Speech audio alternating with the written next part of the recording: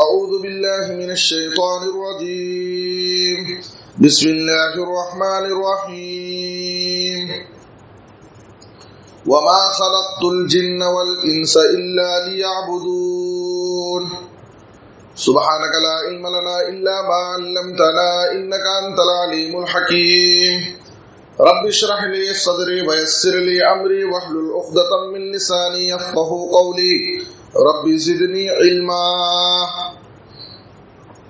ہر قسم کی حمد و ثنا، تعریف و ستائش، بڑائی اور بزرگی، عظمت و کبریائی، تنہائی و یکتائی صرف اللہ رب العالمین کے لیے لائق اور زیبا ہے۔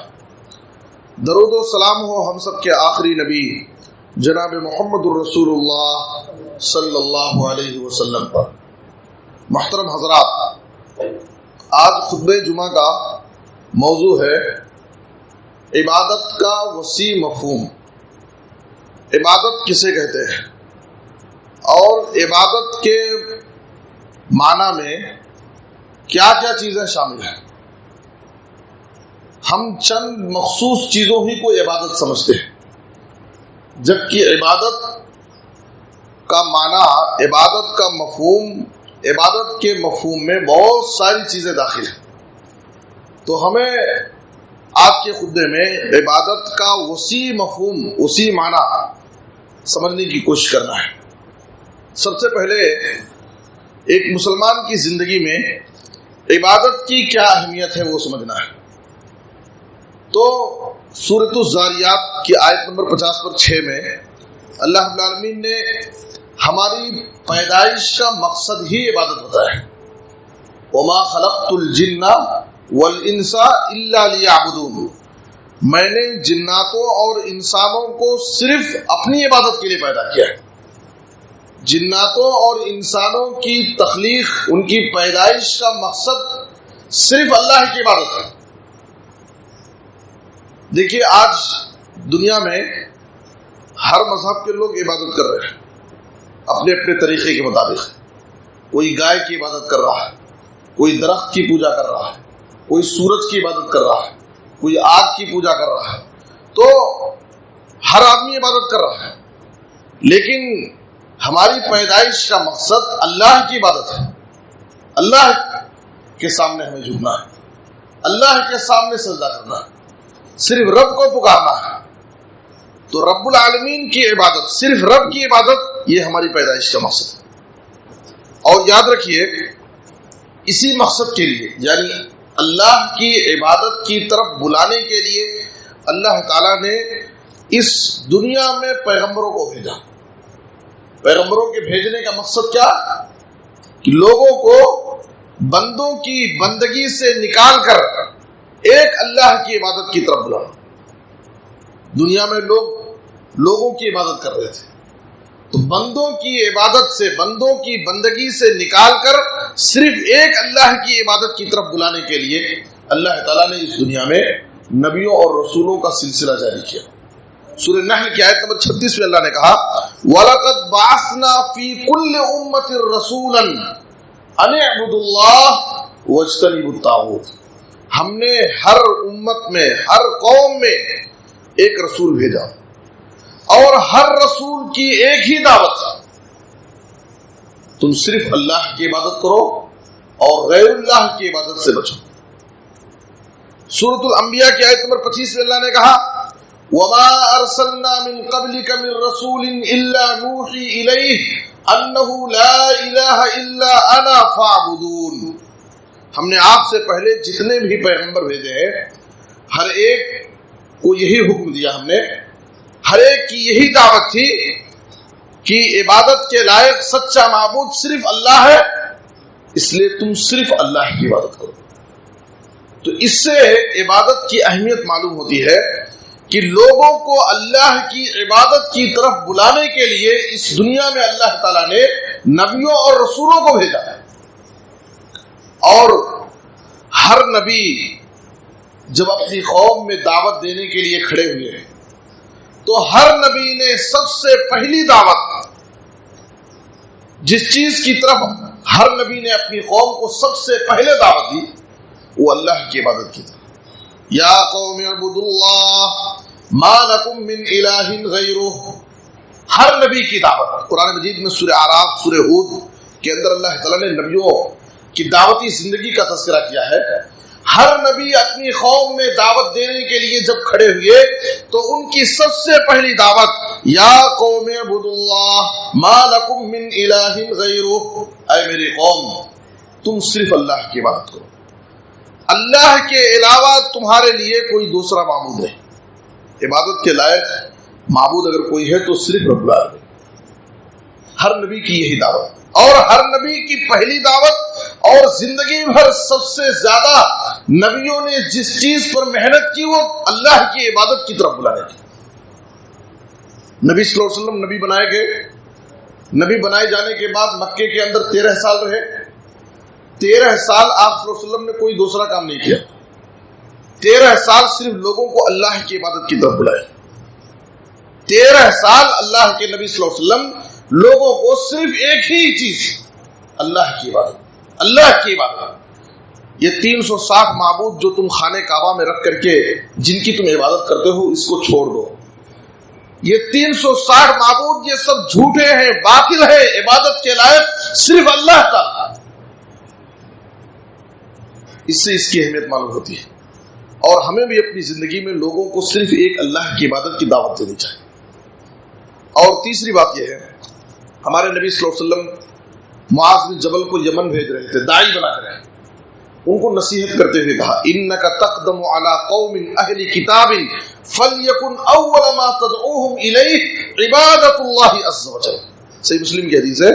آپ نے کہا کہ اے معاذ بن جبل تم جن کے پاس داعی بن کر کے جا رہے ہو یہ اہل کتاب ہے, تم انہیں سب سے پہلے اللہ کی عبادت کی طرف بلانا. یہ ہے اللہ کی عبادت کی اہمیت. ہم خود اپنی زندگی میں اللہ کی عبادت کریں اور لوگوں کو بھی اللہ کی عبادت کی طرف بلانے کا کام کریں, غیر اللہ کی عبادت سے لوگوں کو منع کریں. اللہ کی عبادت کی کتنی اہم چیز ہے. سورۃ الحجر کی آخری آیت 99 میں اللہ تعالیٰ نے اپنے نبی کو حکم دیا. کیا حکم دیا؟ وَاعْبُدْ رَبَّكَ حَتَّى يَأْتِيَكَ الْيَقِينُ. اے نبی صلی اللہ علیہ وسلم آپ اپنے رب کی عبادت کیجئے کب تک؟ حَتَّى يَأْتِيَكَ الْيَقِينُ, یہاں تک کہ آپ کے پاس یقین آ جائے. یقین سے مراد یہاں موت, اس لیے کہ موت یقینی ہے, یعنی زندگی کی آخری سانس تک رب کی عبادت کرنا. عبادت کے لیے ایسا نہیں کہ کچھ لوگوں نے عبادت کے لیے کچھ دن خاص کر لیے ہیں, کچھ مہینے خاص کر لیے ہیں. صرف کچھ لوگ جمعہ اللہ کی عبادت کرتے ہیں, کچھ لوگ رمضان کا انتظار کرتے ہیں, رمضان آیا تو ذرا مسلمان بن جاتے ہیں اور اللہ کی عبادت شروع کر دیتے ہیں. اللہ کی عبادت زندگی کی آخری سانس تک کرنا ہے. وَاعْبُدْ رَبَّكَ حَتَّى يَأْتِيَكَ الْيَقِينُ. اللہ نے اپنے نبی کو حکم دیا اس لیے کہ یہی ہماری پیدائش کا مقصد ہے. اسی مقصد کے لیے اللہ تعالیٰ نے اس دنیا میں ہم کو بھیجا ہے کہ تاکہ ہم صرف رب کی عبادت کریں.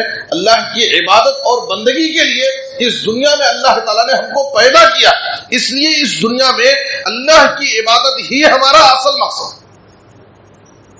اور دوسرے جو چیزیں ہیں وہ سب ہمارا مقصد نہیں ہے. اور اللہ تعالیٰ نے ساری انسانیت کو عبادت کا حکم دیا. اللہ نے اپنے نبی کو عبادت کا حکم دیا اور ساری انسانیت کو رب کی عبادت کا حکم دیا.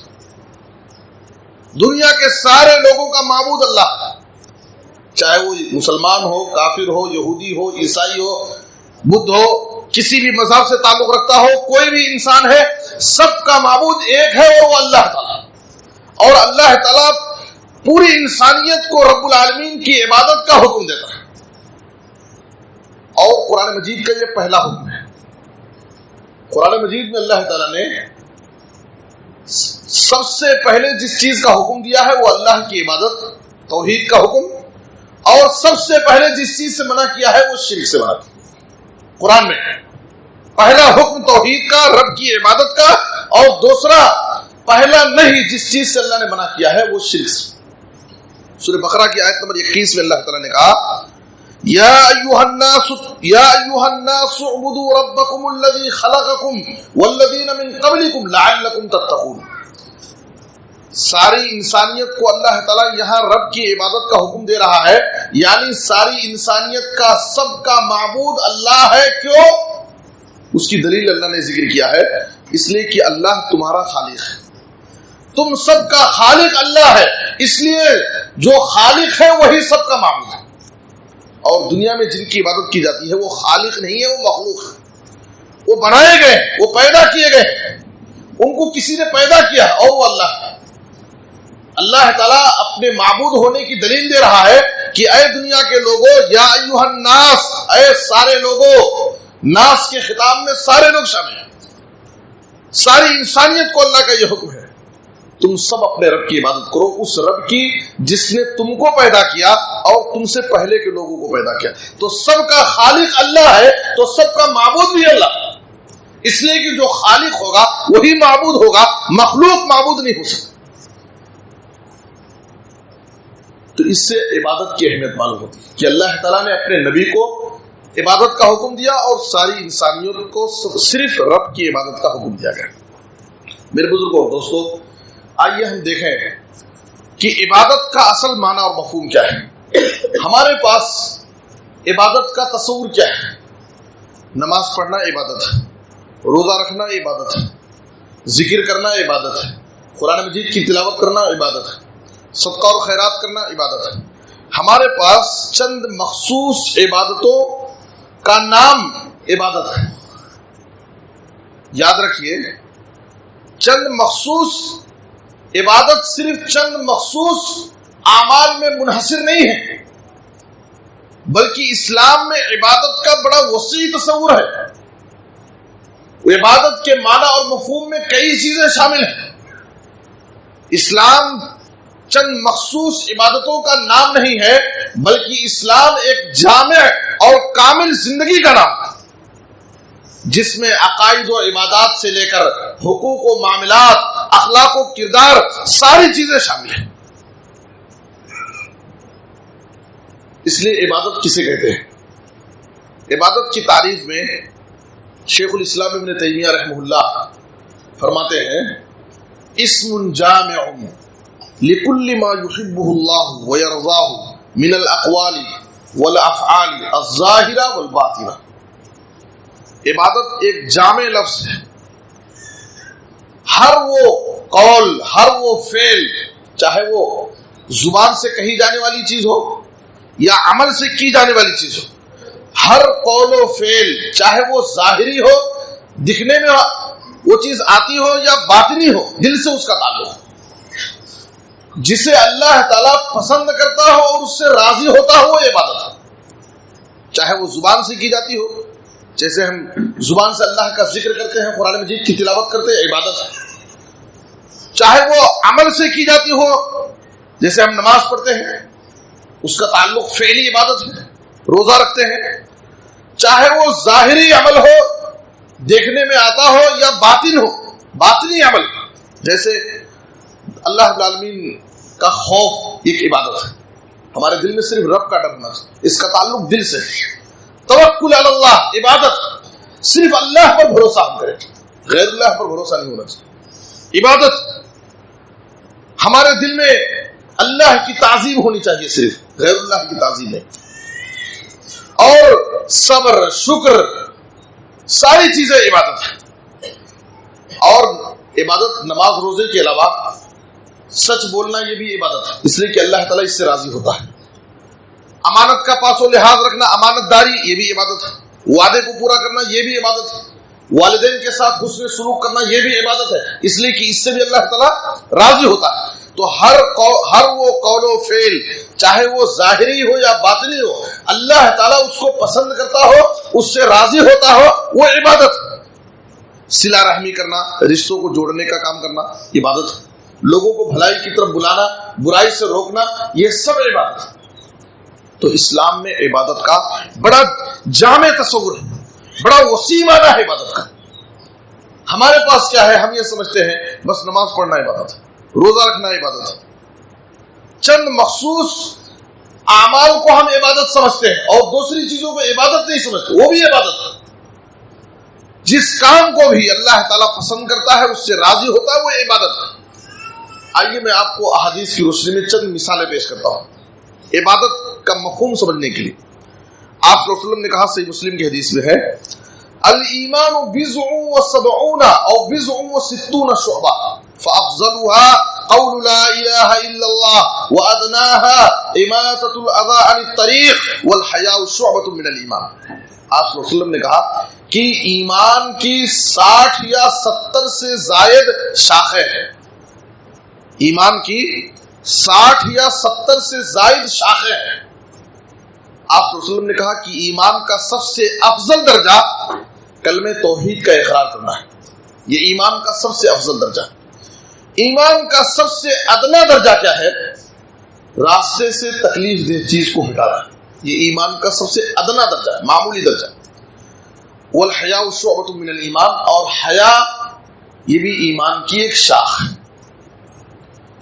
تو جو اس حدیث کے اندر آپ صلی اللہ علیہ وسلم نے کہا کہ ایمان کے 60 یا 70 سے زائد درجے ہیں، اس کی شاخیں ہیں، تو یہ 60 یا 70 سے زائد جو ایمان کی شاخیں ہیں، یہ سب عبادت ہے، سب رب کی مرضی کے کام، سب کو رب کو راضی کرنے والے عمل ہیں، تو سب عبادت ہے۔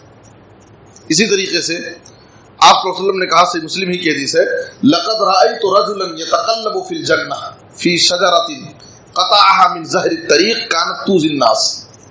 نبی صلی اللہ علیہ وسلم نے کہا کہ میں نے دیکھا کہ ایک شخص جنت کے باغوں میں سیر کر رہا ہے، میں نے اسے جنت میں دیکھا۔ کیوں جنت میں جانے کا سبب اس کا کیا تھا؟ وہ راستے سے گزر رہا تھا، راستے میں ایک کانٹے دار جھاڑی پڑی ہوئی تھی جو لوگوں کے لیے رکاوٹ بن رہی تھی، گزرنے میں تکلیف ہو رہی تھی۔ اس نے اس کانٹے دار جھاڑی کو کاٹ کر کے اس کو راستے سے ہٹا دیا اور لوگوں کے لیے آسانی پیدا کر دیا، اس کی وجہ سے وہ شخص جنت میں ہے۔ تو راستے سے تکلیف دہ چیز ہٹانا یہ بھی ایک عبادت ہے، یہ بھی ایک عبادت ہے۔ ہم چند مخصوص اعمال کو ہی عبادت سمجھتے ہیں، اس سے بھی اللہ تعالیٰ راضی ہوتا ہے۔ راستے میں کوئی تکلیف دہ چیز ہے، اس کو ہم ہٹا دیجیے، لوگوں کے لیے آسانی پیدا کرتے ہیں۔ اس کا مطلب یہ ہے کہ راستے سے تکلیف دہ چیز ہٹانا یہ عبادت ہے، ثواب کا کام ہے، نیکی کا عمل ہے۔ تو راستے میں تکلیف دہ چیز کو ڈالنا یہ گناہ کا کام ہے، راستے سے گزرنے والوں کو تکلیف پہنچانا یہ گناہ کا کام ہے، اور راستے سے تکلیف دہ چیز کو ہٹانا یہ نیکی اور ثواب کا کام ہے۔ اب ہم غور کریں کہ ہم اپنے گھروں کے سامنے راستوں میں کیسے کیسے ہم گزرنے والوں کو تکلیف دیتے ہیں۔ وہ ایک لمبی فہرست ہے کہ ہم راستوں میں لوگوں کو کیسے کیسے تکلیف پہنچاتے ہیں، کسی بھی طریقے سے ہماری طرف سے اگر گزرنے والوں کو تکلیف ہو رہی ہے تو یہ گناہ کا کام ہے، اور راستے سے تکلیف دہ چیز کو ہٹانا یہ نیکی اور ثواب کا کام ہے۔ صحیح مسلم کی ایک اور حدیث آپ صلی اللہ علیہ وسلم نے کہا، ہر انسان کے جسم میں 360 جوڑے ہیں، یہ جوڑے جو اللہ تعالیٰ نے بنائے ہیں، ان جوڑوں کی مدد سے انسان آسانی سے اٹھتا ہے، بیٹھتا ہے، نقل و حرکت کرتا ہے، چلتا پھرتا ہے۔ 360 جوڑے ہیں۔ نبی صلی اللہ علیہ وسلم نے کہا کہ جب انسان صبح کرتا ہے اور اس کے تمام جوڑے، اس کے تمام اعضاء صحیح سالم ہوتے ہیں، تو 360 جوڑوں کی طرف سے اس کو صدقہ دینا ضروری ہے۔ آپ دیکھیے اسلام ہمارا کتنا آسان دین ہے۔ اب ہر دن صبح کے وقت انسان اپنے جسم کے 360 جوڑوں کی طرف سے ان کی سلامتی پر اللہ رب العالمین کا شکر ادا کرنے کے لیے 360 جوڑوں کا صدقہ دینا کتنا مشکل کام ہے، لیکن اسلام نے اس کو بہت آسان بنا دیا۔ آپ صلی اللہ علیہ وسلم نے کہا کیسے صدقہ دینا ہے؟ فَكُلُّ تَسْبِيحَةٍ صَدَقَةٍ وَكُلُّ تَحْمِيدَةٍ صَدَقَةٍ وَكُلُّ تَهْلِيلَةٍ صَدَقَةٍ وَكُلُّ تَكْبِيرَةٍ صَدَقَةٍ وَأَمْرٌ بِالْمَعْرُوفِ صَدَقَةٍ وَنَهْيٌ عَنِ الْمُنكَرِ صَدَقَةٍ وَيُجْزِئُ مِنْ ذَلِكَ رَكْعَتَانِ يَرْكَعُهُمَا مِنَ الضُّحَىٰ۔ صحیح مسلم کی حدیث ہے، آپ صلی اللہ علیہ وسلم نے کہا صدقہ دینے کے لیے مال خرچ کرنے کی ضرورت نہیں ہے، زبان سے سبحان اللہ کہنا یہ بھی صدقہ ہے۔ الحمدللہ کا ذکر کرنا یہ بھی صدقہ ہے، لا الہ الا اللہ پڑھنا یہ بھی صدقہ ہے، اللہ اکبر کہنا یہ بھی صدقہ ہے، لوگوں کو بھلائی کی طرف بلانا یہ بھی صدقہ ہے، برائی سے روکنا یہ بھی صدقہ ہے۔ اور اگر تم سے یہ سب نہ ہو سکے تو چاشت کی 2 رکعت نماز پڑھ لو، 360 جوڑوں کا صدقہ ہو گئے۔ چاشت کی 2 رکعت نماز جو سورج نکلنے کے بعد، زوال شمس سورج ڈھلنے سے پہلے، یعنی ظہر کا وقت ہونے سے پہلے، اس بیچ میں آپ کبھی بھی پڑھ سکتے ہیں، کم سے کم 2 رکعت نماز، زیادہ سے زیادہ 8 رکعت چاشت کی نماز، اور وہ آپ دکان میں مکان میں کہیں بھی پڑھ سکتے ہیں۔ نبی صلی اللہ علیہ وسلم نے کہا کہ جسم کے 360 جوڑوں کی طرف سے صدقہ ادا کرنے کے لیے سبحان اللہ، الحمدللہ، لا الہ الا اللہ، اللہ اکبر کا ذکر کرنے سے، لوگوں کو بھلائی کی طرف بلانے سے صدقہ ادا ہوگا۔ اگر کوئی یہ کام نہیں کر سکتا ہے تو چاشت کی صرف 2 رکعت نماز ادا کر لیا تو جسم کے 360 جوڑوں کی طرف سے صدقہ ادا ہوگا۔ اس لیے ہمیں اس کا اہتمام کرنا چاہیے، بہت بڑی نیکی ہے۔ اور ہماری خواتین گھروں میں، بہت خواتین الحمدللہ ان کے پاس وقت ہوتا ہے، وہ بڑی آسانی سے گھروں میں اس سنت پر عمل کر سکتی ہیں اور اپنے جسم کے 360 جوڑوں کا گھر میں بیٹھے بیٹھے صدقہ ادا کر سکتی ہیں۔ اچھا، اس کے بعد دیکھیے اسلام میں عبادت کا مفہوم کتنا وسیع ہے، کتنی چیزیں عبادت ہیں۔ ہم اپنے مسلمان بھائی سے ملاقات کر رہے ہیں، ملتے وقت ہنستے مسکراتے ہوئے ملنا، خندہ پیشانی کے ساتھ ملنا، یہ بھی عبادت ہے، یہ بھی عبادت ہے، یہ بھی ثواب کا کام ہے۔ نبی صلی اللہ علیہ وسلم نے کہا ترمذی کی حدیث میں، تبسمک فی وجہ اخیک صدقہ، تمہارا اپنے بھائی سے مسکرا کر ملنا یہ بھی صدقہ ہے۔ جیسے مال خرچ کرنا صدقہ ہے، صدقے کا ثواب ملتا ہے، اپنے مسلمان بھائی سے مسکرا کر ملنا یہ بھی صدقہ ہے، اس پر بھی تم کو صدقے کا ثواب ملے۔ دوسری حدیث صحیح مسلم میں آپ صلی اللہ علیہ وسلم نے کہا، لا تحقرن من المعروف شیئا ولو ان تلقى اخاك بوجه طلق، اے لوگوں اپنی زندگی میں کسی بھی نیکی کو حقیر اور معمولی مت سمجھو۔ نیکی نیکی ہے، چھوٹی سی چھوٹی نیکی بھی تمہاری مغفرت کا ذریعہ اور سبب بن سکتی ہے۔ رب کی بخشش کے لیے کوئی بہانہ چاہیے، اپنی زندگی میں کبھی بھی کسی نیکی کو معمولی مت سمجھو، یہاں تک کہ اپنے بھائی سے ہنستے مسکراتے ہوئے ملنا یہ بھی ایک بڑی نیکی ہے، اسے بھی معمولی مت سمجھو۔ حضرت جریر بن عبداللہ رضی اللہ عنہ صحابی رسول کہتے ہیں، ترمذی کی حدیث ہے، ما حجبنی رسول اللہ صلی اللہ علیہ وسلم منذ اسلمت ولا رآنی الا تبسما۔ جریر بن عبداللہ رضی اللہ عنہ کہتے ہیں کہ جب سے میں اسلام لایا، نبی صلی اللہ علیہ وسلم کے پاس آیا، آپ سے ملاقات کرنے کے لیے، آپ کی مجلس میں آنے کے لیے آپ سے اجازت مانگا، آپ کے گھر آپ سے ملاقات کے لیے اجازت مانگا، کبھی بھی آپ نے مجھے نہیں منع کیا، ہمیشہ آپ مجھے اپنے پاس آنے کی، آپ سے ملنے کی آپ نے اجازت دی۔ یہ نبی صلی اللہ علیہ وسلم کا بلند اخلاق تھا کہ ہر ایک کے لیے، چاہے وہ امیر ہو، غریب ہو، چھوٹا ہو، بڑا ہو، مرد ہو، عورت ہو، آقا ہو، غلام ہو، سماج کے ہر طبقے کے لیے آپ کا دروازہ کھلا ہوا تھا، کوئی کبھی بھی آ سکتا ہے، اپنی ضرورت بیان کر سکتا ہے، آپ کی خدمت میں لوگ آتے، اپنے مسائل کو پیش کرتے، آپ ہر ایک کی سنتے تھے، ہر ایک کے مسئلے کو حل کرتے تھے۔ یہ آپ صلی اللہ علیہ وسلم کا بلند اخلاق تھا۔ کہتے ہیں کہ جب سے میں اسلام لایا، کبھی بھی آپ مجھے اپنے پاس آنے سے نہیں روکے۔ اور آگے کیا فرماتے ہیں، وَلَا رَآنِي إِلَّا تَبَسَّمَا، جب بھی آپ کی نظر میرے اوپر پڑی، جب بھی آپ مجھ سے ملے تو مجھ سے مسکرا کر ملے۔ یہ نبی صلی اللہ علیہ وسلم کا عمل ہے، یہ آپ کا اخلاق ہے۔ مسکرا کر ملنا یہ آدمی کے بلند اخلاق کی دلیل ہے، مسکرا کر کے ملنا یہ آدمی کے بلند اخلاق کی دلیل۔ کچھ لوگوں کا حال کیا ہے، ملنے میں بھی بڑی بخیلی کرتے ہیں، مال خرچ کرنے میں تو بخیل ہوتے ہی ہیں، ملنے میں بھی، مفت میں ملنے میں بھی بخیلی کرتے ہیں۔ سلام کرو تو سیدھا جواب نہیں دیتے، مصافحہ کرو تو سیدھا ہاتھ نہیں ملاتے، ملیں گے بھی تو منہ ٹیڑھا کر کے، منہ بھنگا کر کے، فخر کے ساتھ۔ یہ سب فخر اور تکبر کی علامت ہے۔ ہر ایک سے ملنا چاہیے، اپنا ہو، غیر ہو، دوست ہو، دشمن ہو، ہماری مسجد کا ہے، دوسری مسجد کا ہے، ہماری جماعت کا ہے، دوسری جماعت کا، یہ سب نہیں۔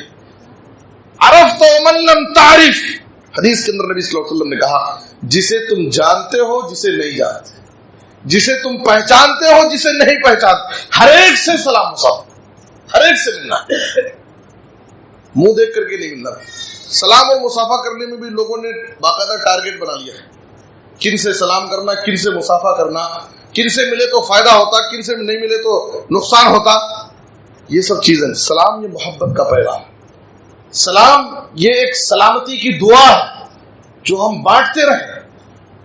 میرا پیغام محبت ہے جہاں تک پہنچے، ان کا جو کام ہے وہ اہل سیاست جانے، ان کا جو کام ہے وہ اہل سیاست جانے، میرا پیغام محبت ہے جہاں تک پہنچے۔ اس محبت کو ہم بانٹتے رہیں جہاں بھی رہے، لوگوں سے ملنا جلنا، یہ آدمی کے اخلاق ہے۔ دیکھیں یہ بھی نیکی اور ثواب کا کام، ہم اسے نیکی نہیں سمجھتے۔ ہم کیا سمجھتے ہیں کہ مسجد میں نماز پڑھنا ایک کس نیکی ہے؟ یقیناً نیکی ہے، بہت بڑی نیکی ہے نماز۔ اسلام کلمے کے اقرار کے بعد ایک مسلمان پر سب سے بڑا فریضہ ہے نماز پڑھنا، لیکن یہی سب کچھ نہیں ہے۔ میں یہ کہنا چاہتا ہوں کہ نماز پڑھنا، روزہ رکھنا، صدقہ اور خیرات کرنا، قرآن مجید کی تلاوت کرنا، ذکر کرنا، دعا کرنا، یقیناً یہ سب بڑی نیکیاں ہیں۔ اس کے نیکی ہونے میں، عبادت ہونے میں کوئی شک شبہ نہیں ہے، بہت بڑی نیکی، لیکن یہی سب کچھ نہیں ہے۔ یہ عبادت کا ایک حصہ ہے، اور بھی بہت ساری عبادتیں ہیں جسے ہمیں کرنا ہے اپنی آخرت کو سنوارنے کے لیے، اپنی آخرت کو بنانے کے لیے۔ آئیے ہم گھریلو زندگی کو دیکھیں۔ بہت سارے لوگ مسجد کی حد تک بڑے اچھے ہوتے ہیں، مسجد میں ماشاءاللہ صف اول کے نمازی ہیں، ہمیشہ نمازوں کی پابندی کرتے ہیں، لوگوں میں بڑے اچھے نظر آتے ہیں، باہر کی زندگی میں بڑے اچھے ہیں، دوستوں میں بڑے اچھے ہیں، لیکن ان کی گھریلو زندگی اچھی نہیں۔ گھر میں ان کا اخلاق، ان کا کردار، ان کے معاملات، ان کا رہن سہن، ان کے بیوی بچوں کے ساتھ اچھا تھا۔ یاد رکھیے، اہل و عیال پر خرچ کرنا اور ان کے لیے محنت اور کوشش کرنا، حلال روزی حاصل کرنا، یہ بھی عبادت ہے۔ آپ اپنے بیوی بچوں کے لیے جو محنت کرتے ہیں، کوشش کرتے ہیں، ملازمت کرتے ہیں، تجارت کرتے ہیں، گھر سے باہر نکلتے ہیں، دوڑ دھوپ کرتے ہیں، یہ بھی عبادت ہے۔ شرط یہ ہے کہ آپ کی نیت صحیح ہونی چاہیے، ثواب کی نیت سے آپ کیجیے، یہ نہیں کہ اس کو اپنے لیے بوجھ سمجھ کر کے۔ آج گھریلو زندگی میں میاں بیوی میں جو ٹینشن ہے، جو مسائل ہیں، الجھنیں ہیں، پریشانیاں ہیں، اس کا ایک بڑا سبب کیا ہے؟ شوہر اپنی بیوی کو اپنے لیے بوجھ سمجھتا ہے۔ اسلام ہمیں کیا تعلیم دیتا ہے کہ تم اپنے بیوی بچوں کے لیے جو بھی محنت کرتے ہو، کوشش کرتے ہو، حلال روزی ان کے لیے کماتے ہو، یہ بھی عبادت سمجھ کر کے کرو، ثواب سمجھ کر کے کرو۔ آپ صلی اللہ علیہ وسلم نے کہا اذا انفق المسلم نفقة على اهله وهو يحتسبها كانت له صدقہ۔ صحیح بخاری کی حدیث ہے، ایک مسلمان جب اپنے بیوی بچوں پر خرچ کرتا ہے، شرط کیا ہے؟ وهو يحتسبها، اجر و ثواب کی نیت سے خرچ کرتا ہے، تو آپ صلی اللہ علیہ وسلم نے کہا کہ یہ بھی صدقہ ہے، اس پر بھی اسے اجر و ثواب ملتا ہے۔ حالانکہ اپنے بیوی بچوں کو کھلا رہا ہے، اپنے بیوی بچوں پر خرچ کر رہا ہے، اگر ثواب کی نیت سے خرچ کر رہا ہے تو نبی صلی اللہ علیہ وسلم نے کہا کہ اس پر بھی اس کو ثواب ملے گا۔ اور صحیح مسلم کی حدیث میں تو آپ صلی اللہ علیہ وسلم نے کہا کہ سب سے زیادہ اسے ثواب ملے گا۔ جب آدمی اپنے بیوی بچوں پر ثواب کی نیت سے خرچ کرتا ہے اور ان کی ضرورتوں کو پورا کرتا ہے، ان کے لیے حلال روزی حاصل کرنے کے لیے محنت کرتا ہے، کوشش کرتا ہے، دوڑ دھوپ کرتا ہے، تو یہ بھی عبادت ہے، ثواب کا کام ہے، بلکہ اس میں زیادہ ثواب ہے۔ آپ صلی اللہ علیہ وسلم نے مثال دی، دینار انفقتہ فی سبیل اللہ، وہ دینار انفقتہ فی رقبۃ، وہ دینار تصدقت به علی مسکین، وہ دینار انفقتہ علی اہلک، اعظمها اجرا الذی انفقتہ علی اہلک۔ آپ صلی اللہ علیہ وسلم نے کہا کہ ایک مسلمان 4 دینار خرچ کیا، 1 دینار اللہ کی راہ میں خرچ کیا، غور سے سنیے، 1 دینار اللہ کی راہ میں خرچ کیے، 1 دینار غلام کو آزاد کرنے میں خرچ کیے، 1 دینار کسی غریب اور مسکین کو صدقہ آپ نے دیا، 3 ہو گیا۔ چوتھا دینار آپ نے اپنے بیوی بچوں پر خرچ کیا۔ 4 دینار نبی صلی اللہ علیہ وسلم نے کہا۔ 1 دینار اللہ کی راہ میں خرچ کیے، 1 دینار آپ نے کسی غریب کو صدقہ دیا، 1 دینار غلام آزاد کرنے میں خرچ کیا، اور 1 دینار آپ نے اپنے بیوی بچوں پر خرچ کیا۔ آپ نے کہا اعظمها اجرا الذي انفقته على اهلك، سب سے زیادہ ثواب اس میں ہے جو آپ نے اپنے بیوی بچوں پر خرچ کیا۔ آپ غور کیجئے کہ اگر ہم اس بات کو سمجھ لیں، اپنے دل میں بٹھا لیں کہ ہم اپنے بیوی بچوں کے لیے جو محنت کرتے ہیں، کوشش کرتے ہیں، اور ان پر جو خرچ کرتے ہیں ثواب سمجھ کر کے، اس میں بھی اللہ رب العالمین نے ثواب رکھا، یہ بھی ثواب کا کام۔ ہمارے پاس کیا تصور ہے؟ اللہ کی راہ میں خرچ کرے تو وہی ثواب کا کام ہے، بیوی بچوں پر جو ہم خرچ کرتے ہیں یہ ثواب کا کام نہیں ہے، یہ تو ہماری ضرورت ہے۔ سعد بن ابی وقاص رضی اللہ تعالیٰ عنہ کی عیادت کرنے کے لیے نبی صلی اللہ علیہ وسلم گئے حجۃ الوداع کے سال۔ وہ بیمار تھے، مرض الموت میں تھے، ان کی بڑے مالدار صحابی تھے سعد بن ابی وقاص رضی اللہ تعالیٰ، مرنے کے وقت بالکل قریب۔ ان کے پاس صرف ایک ہی بیٹی تھی جو ان کی وارث ہونے والی تھی۔ انہوں نے کہا اللہ کے رسول، آپ جانتے ہیں کہ میں بڑا مالدار ہوں، میرے پاس بہت مال ہے، میری ایک ہی بیٹی وارث ہونے والی ہے، میں چاہتا ہوں کہ اپنے مال کا 2/3 حصہ میں اللہ کی راہ میں وصیت کر دوں، تاکہ کم سے کم خرچ کرنے کا، صدقے کا ثواب مجھے مل جائے، میری آخرت کے لیے کچھ توشہ بن جائے۔ نبی صلی اللہ علیہ وسلم نے کہا نہیں کر سکتے۔ تو انہوں نے کہا اللہ کے رسول، کم سے کم آدھا مال مجھے خرچ کرنے کی، وصیت کرنے کی مجھے اجازت دیجیے۔ نبی صلی اللہ علیہ وسلم نے کہا نہیں کر سکتے۔ کہا کہ مجھے ثلث، 1/3، 1/3 حصہ مجھے وصیت کرنے کی مجھے اجازت دیجیے۔ آپ صلی اللہ علیہ وسلم نے کہا 1/3، 1/3 حصہ مال تم وصیت کر سکتے ہو، والثلث کثیر، یہ بھی زیادہ، اس سے بھی کم کرو تو اچھا ہے۔ اس کے بعد نبی صلی اللہ علیہ وسلم نے ایک نصیحت کی، تم اپنے بیوی بچوں کو خوشحال چھوڑ کر کے جاؤ، یہ بہتر ہے اس بات سے کہ تم اپنے بچوں کو فقیر اور غریب بنا کر کے جاؤ۔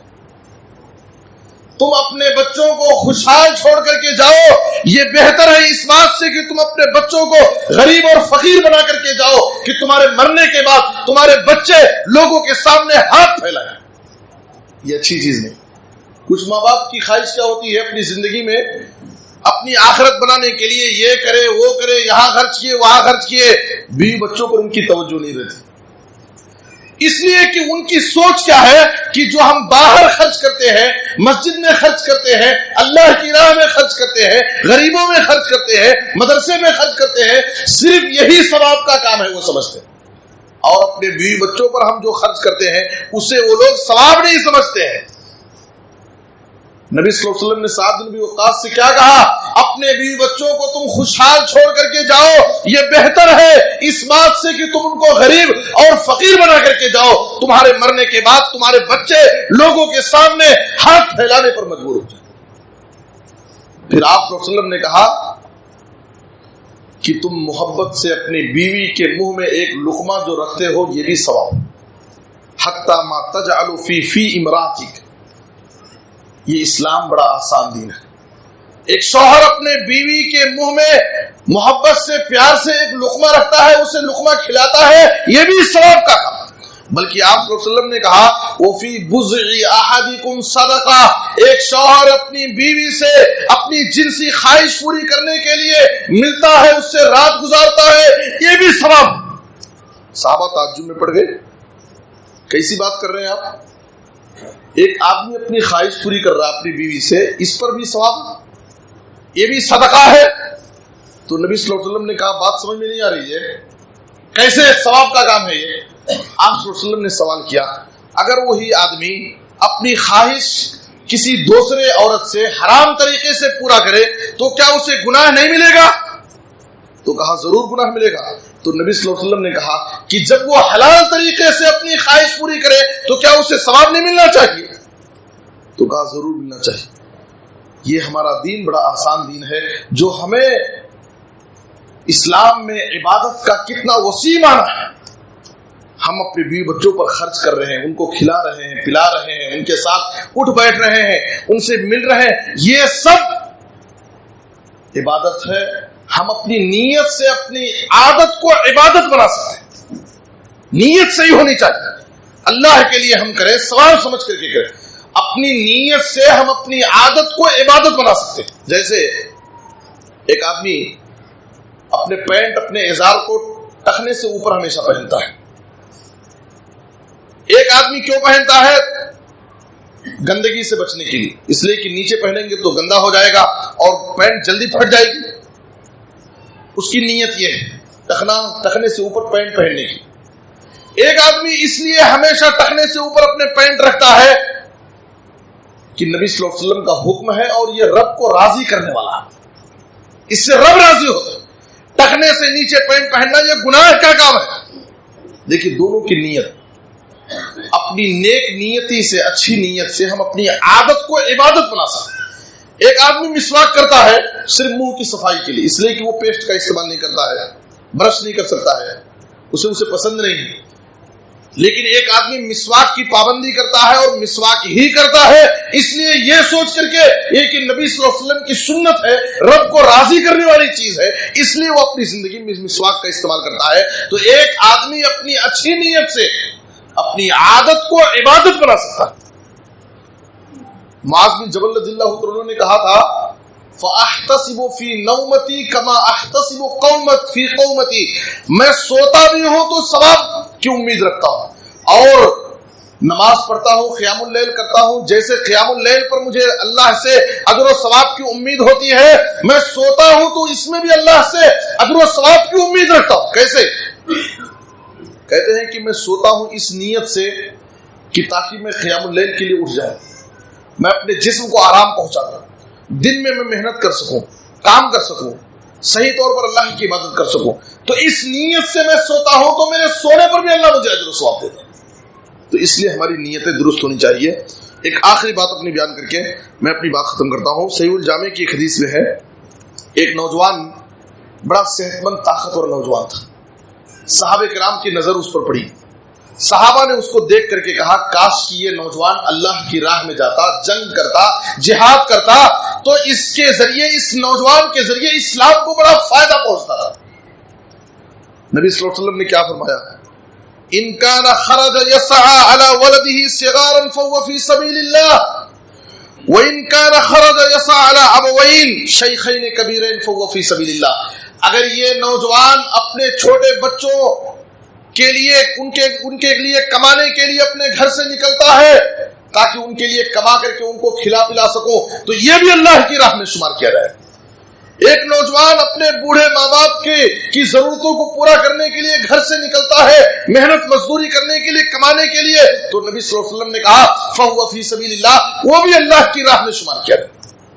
تو اس لیے ہمیں ہمیشہ یہ سمجھنا چاہیے کہ ہم صرف مسجدوں میں، مدرسوں میں، غریبوں میں، مسکینوں میں جو خرچ کرتے ہیں صرف وہی ثواب کا کام نہیں ہے، بلکہ اپنے ماں باپ پر، اپنے بیوی بچوں کی ضرورتوں پر جو ہم خرچ کرتے ہیں یہ بھی ثواب کا کام ہے۔ شرط یہ ہے کہ ہماری نیت صحیح ہونی چاہیے اور ثواب سمجھ کر کے کرنا چاہیے۔ عبادت کے مفہوم میں ایک چیز یہ بھی ہے، ہم کیا سمجھتے ہیں نماز پڑھنا عبادت ہے، روزہ رکھنا عبادت ہے، یہ سب عبادت ہے، گناہوں سے بچنا، حرام سے بچنا یہ بھی عبادت ہے، بلکہ نبی صلی اللہ علیہ وسلم نے سب سے بڑا عابد، عبادت گزار اس کو کہا ہے جو سب سے زیادہ حرام چیزوں سے بچتا ہو۔ آپ صلی اللہ علیہ وسلم نے نصیحت کرتے ہوئے کہا تھا اتق المحارم تکن اعبد الناس، تم اللہ کی حرام کردہ چیزوں سے بچو، تم لوگوں میں سب سے بڑے عابد، عبادت گزار کہلاؤ۔ آج ہم کیا کرتے ہیں؟ نماز پڑھتے ہیں لیکن جھوٹ بولتے ہیں، مسجد میں آئے تو اللہ کے سامنے ڈرتے ہیں لیکن بازار میں تجارت اور کاروبار کے لیے گئے تو دھوکہ دے دیتے ہیں، کسی سے وعدے کی خلاف ورزی کریں گے، ناپ تول میں کمی کر دیں گے، لوگوں پر ظلم کریں گے۔ تو حرام چیزوں سے بچنا یہ بھی عبادت ہے، بلکہ آپ صلی اللہ علیہ وسلم نے اس کو سب سے بڑا عابد کہا جو حرام چیزوں سے بچتا ہے۔ اتق المحارم تکن اعبد الناس، یہ عبادت کا مفہوم ہے کہ تم حرام چیزوں سے بچو، سب سے بڑے عابد کہلاؤ گے۔ اور دوسری حدیث میں آپ نے کہا کن ورعا، تکن اعبد الناس، پرہیزگار بنو، حرام چیزوں سے ڈرو، تم لوگوں میں سب سے بڑے عابد ہو جاؤ گے۔ اور ایک آخری چیز، عبادت کا معنی اور مفہوم کیا ہے؟ عبادت دو طرح کے ہیں، ایک خصوصی عبادت ہے اور ایک متعدی عبادت ہے۔ خصوصی عبادت کا مطلب یہ ہے ایسی عبادت جس کا تعلق صرف عبادت گزار تک ہو۔ ہم نماز پڑھتے ہیں، اس کا فائدہ ہم کو ہوگا، ہم ذکر کریں گے، اس کا فائدہ ہم کو ہوگا۔ اور عبادت کی دوسری قسم کیا ہے؟ متعدی عبادت، ایسی عبادت جس کا فائدہ عبادت گزار کو بھی ہو اور اس کی طرف سے دوسروں کو بھی ہو، تو وہ عبادت اللہ کے نزدیک زیادہ افضل، زیادہ ثواب، کہ جس میں ہمارا بھی فائدہ ہو اور ہماری طرف سے دوسروں کو بھی فائدہ ہو۔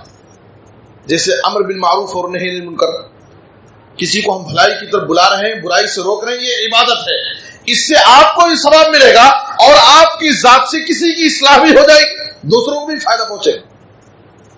آپ کسی غریب کی مدد کر رہے ہیں، آپ کو بھی ثواب ملے گا صدقہ اور خیرات کرنے کا، اور آپ کی طرف سے کسی غریب اور محتاج کی مدد بھی ہو جائے گی۔ اسی لیے آپ صلی اللہ علیہ وسلم نے کہا خیر الناس انفعهم للناس، لوگوں میں سب سے بہترین انسان وہ ہے جو لوگوں کے لیے سب سے زیادہ مفید ثابت ہو، لوگوں کی بھلائی کا کام کرتا ہو۔ اور اللہ کے نزدیک سب سے محبوب اور پسندیدہ عمل یہ ہے کہ تم کسی مسلمان کی زندگی میں خوشی پیدا کرو، خوشی لے آؤ۔ وہ زندگی میں قرض کے بوجھ سے پریشان ہے، تم اس کے قرض کو ادا کر دو۔ وہ بھوکا ہے، تم اس کو کھانا کھلا دو۔ وہ پیاسا ہے، اس کو پانی پلا دو۔ اس کی زندگی میں پریشان حال ہے، اس کی پریشانی کو دور کر دو۔ تو اس سے جہاں تم کو ثواب ملے گا، تمہارے بھائی کی مدد بھی ہو جائے گی، تو یہ زیادہ اجر و ثواب کا کام۔ اسی لیے آپ صلی اللہ علیہ وسلم نے اس کی فضیلت کو بیان کرتے ہوئے کہا سماج اور معاشرے کے جو یتیم ہیں، غریب ہیں، بیوہ ہیں، کمزور لوگ ہیں، ان کی مدد کرنا یہ بہت بڑی عبادت ہے۔ اس سے جہاں تمہیں ثواب ملے گا، تمہاری اس طرف سے لوگوں کو فائدہ ہو۔ آپ صلی اللہ علیہ وسلم نے کہا، دیکھیے کتنا بڑا فائدہ، الساعی علی الارملۃ والمسکین کالمجاہد فی سبیل اللہ، صحیح بخاری میں ہے اور مسلم میں ہے، وَكَالْقَائِمِ الَّذِي لَا يَفْطُرُ وَكَالصَّائِمِ الَّذِي لَا يُفْطِرُ۔ آپ نے کہا جو کسی بیوہ اور مسکین کے لیے دوڑ دھوپ کرتا ہے، محنت کرتا ہے، تو اس کا ثواب اللہ کی راہ میں جہاد کرنے والے کے برابر ہے، اور تہجد گزار کے برابر ہے، اور روزے دار کے برابر ہے، جو ہمیشہ نفل روزہ رکھتا ہے، جو ہمیشہ تہجد کی نماز پڑھنے کا پابند ہے، اس کے برابر ثواب، اللہ کی راہ میں جہاد کرنے والے کے برابر ثواب اس شخص کو ملے گا جو کسی بیوہ کی مدد کرتا ہے، کسی غریب اور مسکین کے لیے دوڑ دھوپ کرتا ہے۔ اور آپ صلی اللہ علیہ وسلم نے کہا اس سے بڑی عظیم حدیث، آپ نے کہا طبرانی کی حدیث ہے جس کو امام البانی نے صحیح الجامع میں ذکر کیا ہے، وَلِأَنْ أَمْشِي مَعَ أَخِي الْمُسْلِمِ فِي حَاجَةٍ أَحَبُّ إِلَيَّ مِنْ أَنْ أَعْتَكِفَ فِي الْمَسْجِدِ شَهْرًا۔ مسجد میں اعتکاف کرنا کتنا عظیم عمل ہے، وہ بھی 1 مہینے کا اعتکاف، اور وہ بھی مسجد نبوی میں اعتکاف کرنا۔ مسجد نبوی میں اعتکاف کی عبادت کرنا کتنا بڑا فضیلت والا عمل ہے۔ نبی صلی اللہ علیہ وسلم کیا فرما رہے ہیں کہ کسی مسلمان بھائی کی کسی ضرورت میں میں اس کے ساتھ جاؤں، اس کی مدد کروں، یہ میرے نزدیک زیادہ محبوب ہے مسجد نبوی میں 1 مہینہ اعتکاف کرنے سے۔ آپ سوچئے مسجد نبوی کی 1 نماز کا ثواب 1000 نماز کے ثوابوں کے برابر۔ آپ صلی اللہ علیہ وسلم کہہ رہے ہیں کہ میں مسجد نبوی میں 1 مہینہ عبادت اعتکاف کروں، اس سے بہتر میرے نزدیک کیا ہے کہ اپنے کسی مسلمان کمزور غریب بھائی کی مدد کرنے کے لیے میں محنت کروں۔ تو یہی ہے عبادت، یہی دین و ایمان کہ کام آئے دنیا میں انسان کی انسان۔ یہ پہلا سبق تھا، الطاف حالی نے کہا تھا یہ پہلا سبق تھا کتاب خدا کا، یہ پہلا سبق تھا کتاب خدا کا کہ مخلوق ساری ہے کنبہ خدا کا، وہی دوست ہے خالق دوسرا کا، خلائق سے ہے جس کو رشتہ ولا کا۔ یہی ہے عبادت، یہی دین و ایمان کہ کام آئے دنیا میں انسان کے انسان، خدا رحم کرتا نہیں اس بشر پر، نہ ہو درد کی چوٹ جس کے جگر پر، کرو مہربانی تم اہل زمین پر، خدا مہربان ہوگا عرش بری پر۔ اللہ تعالی ہمیں ایک دوسرے کی مدد کرنے والا بنائے۔ اللہ تعالی ہمیں اسلام میں عبادت کا جو وسیع معنی اور مفہوم ہے، اس مفہوم کو اللہ ہمیں سمجھنے کی توفیق عطا فرمائے، اور ہمیں نیکی اور بھلائی کے زیادہ سے زیادہ کام کرنے کے اللہ ہم سب کو توفیق دے۔ اے اللہ جو بیمار ہیں انہیں شفا عاجل کامل عطا فرما، اے اللہ جو مقروض ہیں انہیں ادائیگی قرض کی کوئی آسان سبیل پیدا فرما، اے اللہ پورے عالم میں اسلام اور مسلمانوں کو عزت، ترقی اور غلبہ نصیب فرما۔ اے اللہ تو ہر جگہ اسلام اور مسلمانوں کی تو مدد فرما، مظلوم مسلمانوں کی حفاظت فرما، ان کی غیبی مدد فرما۔ اے اللہ جب تک ہمیں زندہ رکھ کتاب و سنت پر عمل کرنے کی توفیق دے، ہر قسم کے حادثات سے، بلاؤں سے، آفتوں سے، بیماریوں سے، پریشانیوں سے اللہ ہم سب کو محفوظ فرما۔ جب تک زندہ رکھ کتاب و سنت پر عمل کرنے کی توفیق دے، خاتمہ ہو تو خاتمہ بالخیر، کلمہ توحید پر وفات دے۔ آمین تقبل یا رب العالمین۔ وصلی اللہ علی نبینا محمد و علیہ